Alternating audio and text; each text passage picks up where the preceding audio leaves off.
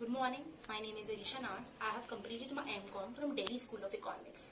So I am going to teach you about regression. But before doing regression, we should know about correlation. क्योंकि जब तक हमें correlation पता नहीं होगा तो हम regression पे proceed नहीं कर पाएंगे. तो correlation होता क्या है? Correlation measure the relationship between the two variables.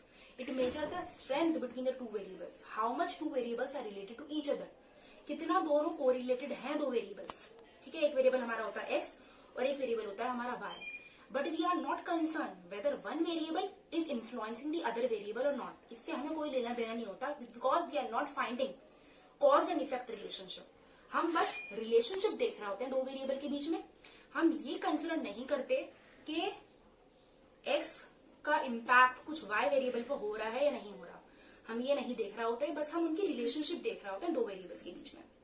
जैसे मैं आपको एग्जाम्पल देती हूँ, marks obtain in eco and marks obtain in statistics. इन दोनों के वेरिएबल के बीच में रिलेशनशिप क्या है. अब हमारी जो कोरिलेशन हो सकती है वो पॉजिटिव भी हो सकती है और नेगेटिव भी हो सकती है. जैसे ये जो डायग्राम है ये हमारा पॉजिटिव कोरिलेशन है, यानी x के बढ़ने से y भी बढ़ रहा है. और ये हमारा नेगेटिव कोरिलेशन है, यानी x बढ़ रहा है और मेरा y डिक्रीज हो रहा है. तो ये मेरी नेगेटिव कोरिलेशन आ गई. फिर एक हमारी आती है zero correlation. But zero correlation का मतलब ये नहीं होता कि कोई कोरिलेशन नहीं है उसके अंदर. जीरो कोरिलेशन का मतलब होता है कि लीनियर कोरिलेशनशिप नहीं है, तो क्यूबिक या स्क्वायर कोरिलेशन हो सकती है. ठीक है, अब हमारा जो कोरिलेशन की वैल्यू होती है वो -1 से +1 तक वेरी करती है. तो हम कोरिलेशन समझ चुके हैं. एक बार और मैं इसको रिवाइज करवा देती हूँ. कोरिलेशन क्या होता है, दो वेरिएबल के बीच में क्या रिलेशनशिप है, कितना वो एक दूसरे से रिलेटेड है वेरिएबल्स. ठीक है, तो we are not concern whether one variable is influencing the other variable not. हम ये नहीं देख रहे होते, हम कॉज एंड इफेक्ट रिलेशनशिप बिल्कुल नहीं देख रहे होते. फॉर एग्जाम्पल एक और एग्जाम्पल लेके मैं आपको समझाती हूँ उसको. जैसे सेल्स ऑफ आइसक्रीम जो है समर के अंदर बहुत बढ़ रही है, और जो ड्रॉइंग केसेस है, बच्चे जो डूब रहे हैं वो भी बहुत बढ़ रहे हैं. तो इन दोनों में कुछ कॉज एंड इफेक्ट रिलेशनशिप दिख रही है? नहीं ना. सेल्स का बढ़ना और बच्चों का डूबना कोई रिलेशनशिप नहीं है. बट क्या है, हमारा सेल्स ऑफ आइसक्रीम क्या है, वो x है, और बच्चों का डूबना वो मेरा y है. दोनों बढ़ रहा है, तो भाई ये रिलेशनशिप है कि पॉजिटिव रिलेशनशिप है, दोनों इंक्रीज हो रहे हैं. बट ड्रॉइंग केसेस आइसक्रीम को इन्फ्लुएंस नहीं कर रहे हैं, ना सेल्स ऑफ आइसक्रीम जो है वो ड्रॉइंग केसेस को इन्फ्लुएंस कर रही है. बस एक रिलेशनशिप है कि दोनों एक साथ बढ़ रहे हैं. बस ये रिलेशनशिप है इनके बीच में, वो है पॉजिटिव कोरिलेशन. बट हम ये नहीं कह सकते कि सेल्स ऑफ आइसक्रीम की वजह से बच्चे डूब रहे हैं. So we can not say like this, we can not say this. ठीक है, सो ये हमने पढ़ लिया कोरिलेशन. ठीक है, अब आते हैं हम रिग्रेशन पे. अब रिग्रेशन क्या होता है, we are predicting the value of a unknown variable from a known variable. अब हमारे इसके अंदर आते हैं आपके दो टर्म्स आती हैं हमारी इसके अंदर, dependent variable and independent variable. जो हमारा डिपेंडेंट वेरिएबल होता है, जो हमारा डिपेंडेंट वेरिएबल होता है वो होता है हमारा y. ठीक है, हम हमेशा क्या करते हैं, डिपेंडेंट वेरिएबल को y मानते हैं और हम इंडिपेंडेंट वेरिएबल को x मानते हैं. ठीक है, तो we predict the value of y with the help of x. ठीक है, तो हम ये करते हैं. अब इसके अंदर क्या होता है, we are concern about how x is influencing y. ठीक है, कि x के चेंज होने से y पे क्या इम्पैक्ट होगा, वो रिग्रेशन में हम देखते हैं. ठीक है, अब इसके अंदर जैसे फॉर एग्जांपल हम एक एग्जांपल लेते हैं कि क्वांटिटी डिमांडेड डिपेंड करती है क्वांटिटी. सो मैंने आपको क्या बताया था, रिग्रेशन क्या होता है. रिग्रेशन में हम y की वैल्यू फाइंड करते हैं with the help of x, और इन दोनों वेरिएबल में एक कॉज एंड इफेक्टिव रिलेशनशिप होती है, यानी x के चेंज होने से y पे क्या इम्पैक्ट होगा वो हम देख रहे होते हैं. एक जैसे एग्जांपल आपको मैंने बताया था अभी आपको कि quantity demanded depend upon price. उसी तरह की एग्जांपल देते हैं हम और आपको, और कि सेल्स जो हैं वो डिपेंड करती है मेरी एडवर्टाइजिंग एक्सपेंडिचर पे. ठीक है, अब हम करते हैं, now we will be doing about regression equation. Regression equation क्या होती है, now focus here. y is equal to a plus bx. अब ये जो तुम्हारा y होता है ये होता है एस्टिमेटेड वैल्यू ऑफ y। ठीक है, ये एक्चुअल वैल्यू नहीं होती, ये मेरी एस्टिमेटेड वैल्यू होती है, और ये इक्वेशन होती है इक्वेशन ऑफ रिग्रेशन लाइन। तो ये हमारी रिग्रेशन लाइन की इक्वेशन होती है। ठीक है, अब हम इसका डायग्राम करते हैं। सो ये जो है मेरा, यहां पर हम प्लॉट करते हैं x और यहां हम प्लॉट करते हैं y। जो x है वो हमारा इंडिपेंडेंट वेरिएबल है। ठीक है, y जो है हमारा वो डिपेंडेंट वेरिएबल है। ठीक है, हम ज्यादातर ऐसे ही मानते हैं इन चीजों में क्योंकि हमारा पहले से डिसाइडेड है वो। अब हमारा क्या है, बहुत सारी ऑब्जर्वेशंस हैं, स्कैटर डायग्राम है, बहुत सारी ऑब्जर्वेशंस हैं, इधर इधर इधर इधर इधर, बहुत सारी हैं। अब हम क्या करते हैं, ऐसी लाइन ढूंढते हैं जो बिल्कुल इन ऑब्जर्वेशन से एक स्ट्रेट लाइन पास करे। तो ये जो लाइन होती है ये होती है मेरी रिग्रेशन लाइन और लाइन ऑफ बेस्ट फिट। ठीक है, और मैं इसको कैसे फाइंड करती हूं, by method of least square.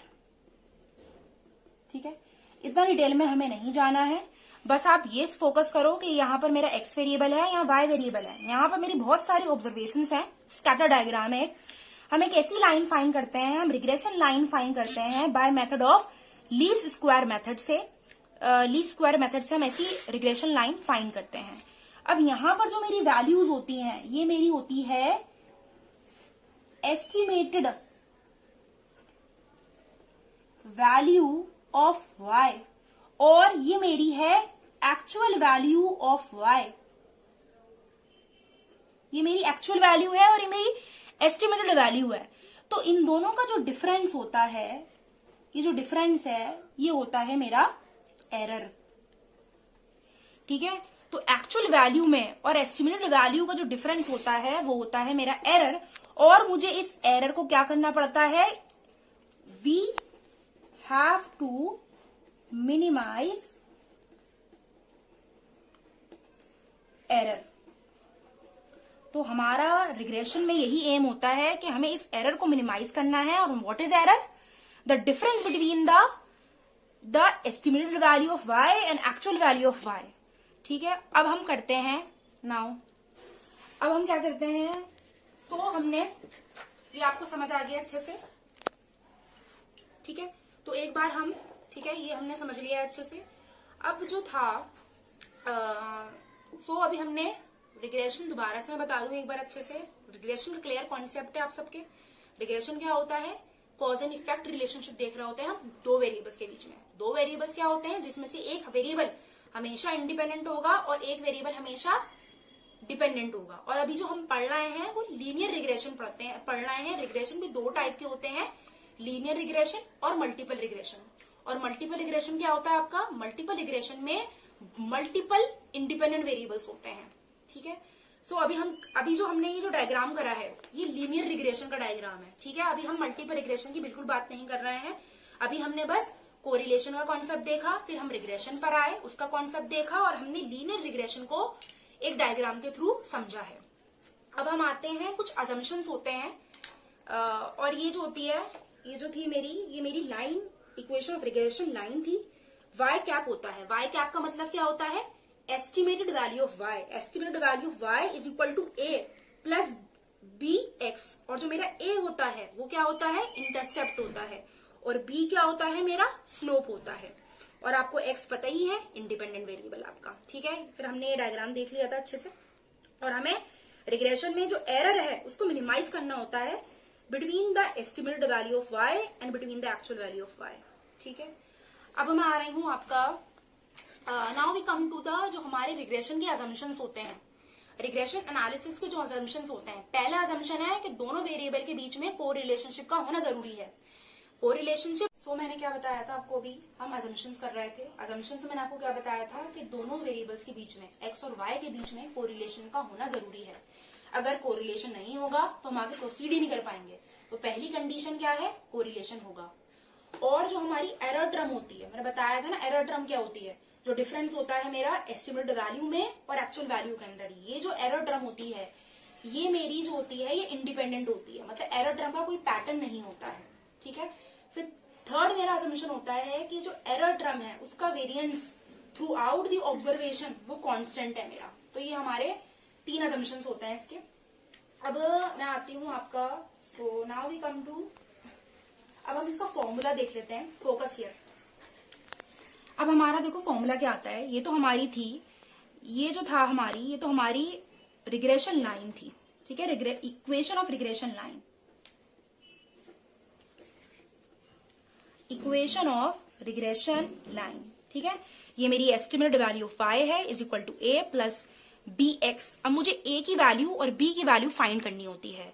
अब उसके लिए मेरा फॉर्मूला क्या है, b का फॉर्मूला फोकस करो यहाँ पर, b का। अब हम मैंने पता है कि मैं कैसे फाइंड कर सकती हूँ एस्टिमेटेड वैल्यू ऑफ y, मुझे a चाहिए और मुझे b चाहिए और मुझे x क्वेश्चन में गिवन होगा।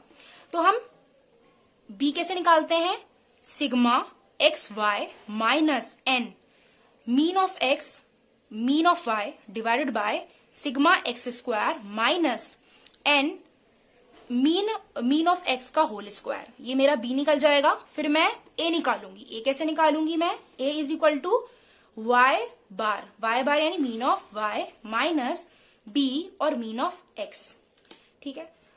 सो we are clear with this. अब हमने क्या क्या करा है, so we have now till now done correlation पढ़ लिया हमने, कोरिलेशन क्या होता है हमने उसका एग्जाम्पल देख लिया।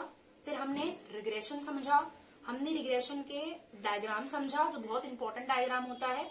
फिर हम बात कर रहे थे, हमने ए और बी की वैल्यू कैसे फाइंड करते हैं वो हमने समझा।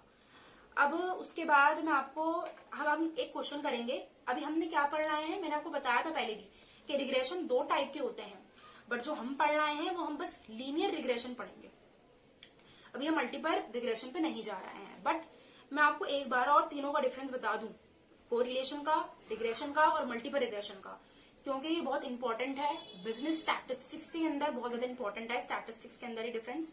तो कोरिलेशनशिप क्या होता है, 2 वेरिएबल के बीच में क्या रिलेशनशिप है, एक्स और वाई के बीच में क्या रिलेशनशिप है, दोनों एक दूसरे को इन्फ्लुएंस नहीं कर रहे होते हैं। रिग्रेशन क्या होता है, रिग्रेशन होता है 2 वेरिएबल के बीच में रिलेशनशिप तो होती है, बट एक वेरिएबल दूसरे वेरिएबल को इन्फ्लुएंस कर रहा होता है। फिर मैं आई थी आपका मल्टीपल रिग्रेशन, उसका मैं एक एग्जांपल दे देती हूँ। मल्टीपल रिग्रेशन में मैंने बताया था आपको कि हमारे मल्टीपल इंडिपेंडेंट वेरिएबल्स होते हैं, तो हमारे जो इंडिपेंडेंट वेरिएबल्स होते हैं वो बहुत ज्यादा होते हैं। अब फॉर एग्जाम्पल मल्टीपल रिग्रेशन का एक हम एग्जाम्पल देके बताते हैं आपको। बच्चे की हाइट जो है वो डिपेंड करती है उसके पेरेंट्स पे, उसके ग्रैंड पेरेंट्स पे, उसके ग्रेट ग्रैंड पेरेंट्स पे। तो बच्चे की हाइट क्या है मेरा, डिपेंडेंट वेरिएबल हो गया। पेरेंट्स, ग्रैंड पेरेंट्स और ग्रेट ग्रैंड पेरेंट्स, ये मेरे इंडिपेंडेंट वेरिएबल्स हो गए। तो ये मेरा एग्जांपल था एक मल्टीपल रिग्रेशन का। ओके, नाउ अब मैं आपको एक क्वेश्चन करवाऊंगी। हम लीनियर रिग्रेशन के पे क्वेश्चन करेंगे, तो मैं रीड कर देती हूँ क्वेश्चन आपके लिए। Manager of a city water department wants to establish relationship between monthly household water consumption and household size. Determine an estimated regression equation with given data. तो जो हमें रिलेशनशिप निकालनी है वो किसके बीच में निकालनी है, वाटर का कंजप्शन और household size. Household size x है और वाटर कंजप्शन y है। अब आप खुद ही देखने की बात है, वाटर का कंजप्शन किस पे डिपेंड करेगा, जितना हाउसहोल्ड साइज होगा, जितने ज्यादा लोग होंगे उतना ही तो वाटर पर कंजप्शन होगा। तो क्लियरली हम आइडेंटिफाई कर पा रहे हैं वाटर कंजप्शन क्या है मेरा, y हो गया, और हाउस होल्ड साइज क्या हो गया मेरा, x हो गया। अब मुझे इस तरीके से ये इन्होंने दे रखा है सब चीजें कि हमारा क्वेश्चन है, ठीक है। अब हम जो है इसको सॉल्व करते हैं। तो ये मैंने y और x की वैल्यू पहले से कॉपी कर ली थी ताकि मुझे टाइम हमारा वेस्ट ना हो। Now focus here. अब हम क्या करेंगे, अब हम सबसे पहले यहाँ पर एक्स वाई निकाल लेंगे, ठीक है, और मुझे यहाँ निकालना पड़ेगा X square and Y square. तो मुझे ये फाइंड करना है, तो सबसे पहले हम ये फाइंड कर लेते हैं। तो 650 into 2 is equal to 300 and 1200 into 7 is equal to 8400 and 1300 into 9 is equal to 1170। So हम इसको करते जाते हैं जल्दी जल्दी कैलकुलेटर से। 430 into 4. So I am just solving the whole question. एक क्वेश्चन करते हैं हम. So आप भी मेरे साथ इस क्वेश्चन को सॉल्व करें, क्योंकि आप मेरे साथ सॉल्व करेंगे तो आपको ये जल्दी आएगा, देखने से नहीं आएगा. तो साथ साथ हम सॉल्व करते हैं इस क्वेश्चन को. 640 into 3, 793 into 3,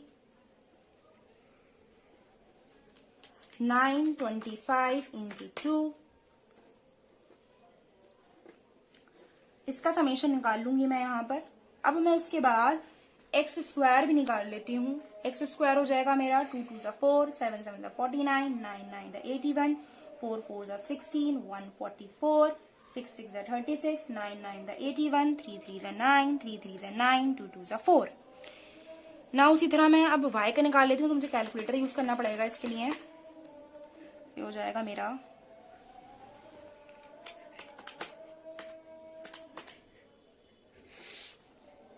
ध्यान से करना है हमें. y का स्क्वायर निकालना है हम.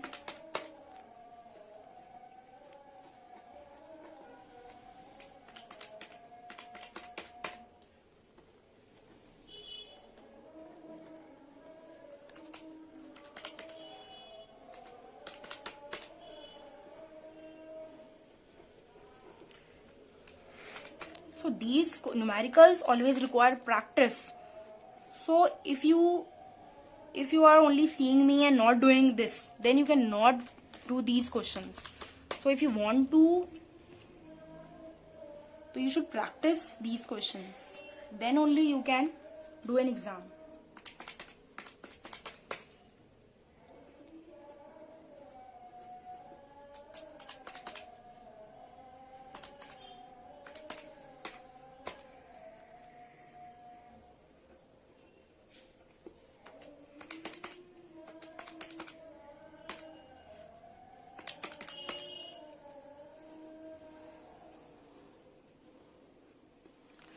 अब हम जो है, अब हमारा इनका भी हम सबका समेशन निकाल लेंगे. अभी उससे पहले हमें चाहिए क्या क्या. अच्छा, हम मुझे एक्स बार भी चाहिए होगा, मुझे वाई बार भी चाहिए होगा. तो ये दोनों भी चाहिए मुझे. ये भी मैं निकाल लेती हूँ जल्दी से.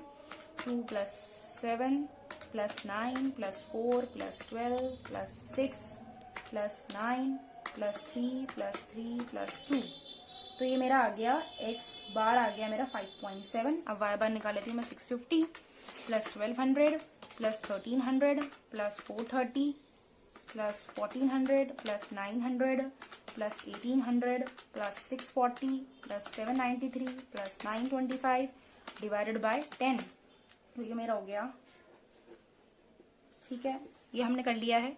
अब हमें रिग्रेशन लाइन के लिए क्या चाहिए होता है. मुझे b चाहिए होता है और मुझे a चाहिए होता है.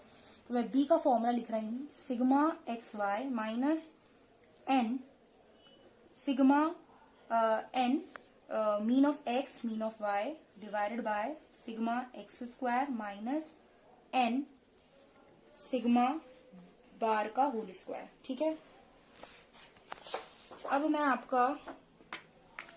अब हम जो है, तो मुझे b के लिए क्या क्या चाहिए.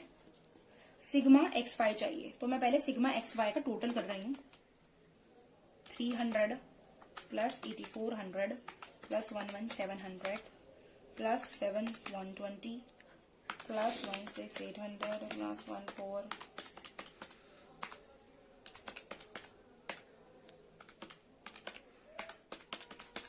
So ये टोटल आया मेरा 67669. So I am just copying it. 67669 minus n कितना है. n मेरा है 10 इंटू सिग्मा एक्स कितना निकाला था मैंने 5.7. सॉरी, सिग्मा एक्स कह रही हूँ मैं, मीन ऑफ एक्स. और वाई बार कितना था मेरा इंटू 103.8. ठीक है, इसको मैं डिवाइड करती हूँ. अब मुझे क्या चाहिए एक्स स्क्वायर का. तो इसको मैं टोटल कर लेती हूँ जल्दी से. अब इसको टोटल करते हैं अब हम. सो ये है मेरा 4 + 49 + 81 + 16 + 144 + 36 + 81 +9 +9 +4, तो दैट इज योर 433। तो ये मेरा आ गया 433। मुझे क्या चाहिए, अब देखो इसमें दे रखा है n कितना है मेरा 10, और x बार का होल स्क्वायर, x बार कितना था मेरा 5.7 का whole square. Now we solve it. तो ये है मेरा 67669 माइनस, इसको मैं सॉल्व कर लेती हूँ, 10 इंटू 5.7 इंटू 10003.8, तो ये मेरा आ रहा है 57216.6 या सो ये हमारा इस तरीके से आ गया। अब मैं इसका निकाल लेती हूँ, 433 माइनस 5.7 to 5.7 into 10, तो 324.9, so 67669 minus 57216.6, that is your 10452.4 divided by 433 minus 324.9, that is your 108.1. So 10452.4 divided by 108.1. So your answer is 96.6919. अब हम आते हैं a की वैल्यू पे। a की वैल्यू क्या होती है मेरी, y बार माइनस b x बार। तो मेरा y बार क्या आया था, y बार था हमारा 103.8 माइनस b की वैल्यू अभी हमने फाइंड करी 96.6919 इंटू एक्स बार क्या था मेरा, अभी हमने करा था, निकाला था अभी हमने, जो ऊपर भी हमने यूज करा है 5.7. So now I just do with the calci 5.7 minus 103.8. So this your answer is 452.656. Now we will make the regression equation. तो हमारी रिग्रेशन लाइन की इक्वेशन ऑफ रिग्रेशन लाइन क्या होती है, इक्वेशन ऑफ रिग्रेशन लाइन क्या होती है मेरी, y कैप। y कैप क्या होता है मेरा बताया था मैंने, एस्टिमेटेड वैल्यू ऑफ y, वही निकाल रहे होते हैं हम, a प्लस bx। तो y कैप हो जाएगा मेरा, a कितना आया मेरा 452.656, b कितना आया मेरा 96.691x। तो this is my final answer. Okay, अब तुम्हें x की वैल्यू जो भी दे रखी है, मान लो तुम्हें दे रखा है x क्या था मेरा क्वेश्चन के अंदर, हमारा x था अब हमारा x क्या था, x था हमारा हाउस होल्ड साइज। ठीक है, अगर हमारा हाउस होल्ड साइज हमें दे रखा है कि 100 लोग हैं, ठीक है, तो अब हम इसमें 100 पुट करके एस्टिमेटेड वैल्यू ऑफ y निकाल सकते हैं, कि उनका हम एस्टिमेटेड वाटर कंजप्शन हम आराम से निकाल सकते हैं। Okay, so with this lecture we complete our regression analysis। तो हमने रिग्रेशन एनालिसिस कर लिया है, हमने बस लीनियर रिग्रेशन एनालिसिस करा है। एक और एग्जांपल मैं आपको देना चाहूंगी कोरिलेशन और रिग्रेशन का क्लास के अंदर, जैसे पूछा है relationship between the time spend on Facebook and relationship between the time spend on WhatsApp. अब आप मुझे बताओ ये कोरिलेशन है या रिग्रेशन है, रिलेशनशिप पूछ रहा है बस वो, ये दोनों टाइम स्पेंड ऑन फेसबुक और टाइम स्पेंड ऑन इंस्टाग्राम दोनों क्या इन्फ्लुएंस कर रहे हैं एक दूसरे को, नहीं कर रहा है, तो ये क्या हुआ, कोरिलेशन हुआ। अब हम एक और एग्जांपल लेते हैं इसका, टाइम स्पेंड ग्रेड्स का रिलेशनशिप और टाइम स्पेंड ऑन स्टडीज का रिलेशनशिप, इन दोनों का रिलेशनशिप तो है, टाइम जितना मैं दूंगी पढ़ाई पे ज्यादा उतने अच्छे मेरे ग्रेड्स होंगे। ठीक है, तो ये जो है ये मेरा रिग्रेशन एनालिसिस था। और एक एग्जांपल और है इसका, impact of rainfall on crop yield, ये भी मेरा क्या है, रिग्रेशन है, क्योंकि रेनफॉल जितनी अच्छी होगी उतनी ज्यादा क्रॉप यील्ड बढ़ेगी, तो रेनफॉल जो है इन्फ्लुएंस कर रही है क्रॉप यील्ड को। सो ये मेरा था रिग्रेशन। अब एक कोरिलेशन का एग्जांपल और लेते हैं हम, relationship between the height and weight of students, ये था हमारा कोरिलेशन। सो आई होप हमारा अच्छे से क्लियर हो चुका है. I have given many examples of correlation as well as regression. So main focus हमने रिग्रेशन पे करा है. हमने रिग्रेशन को देखा, रिग्रेशन होता क्या है, फिर हमने उसका डायग्राम करा, हमने उसके असम्पशंस करे हैं, और एक हमने न्यूमेरिकल सॉल्व करा है. So I hope you have understood my lecture. Thank you.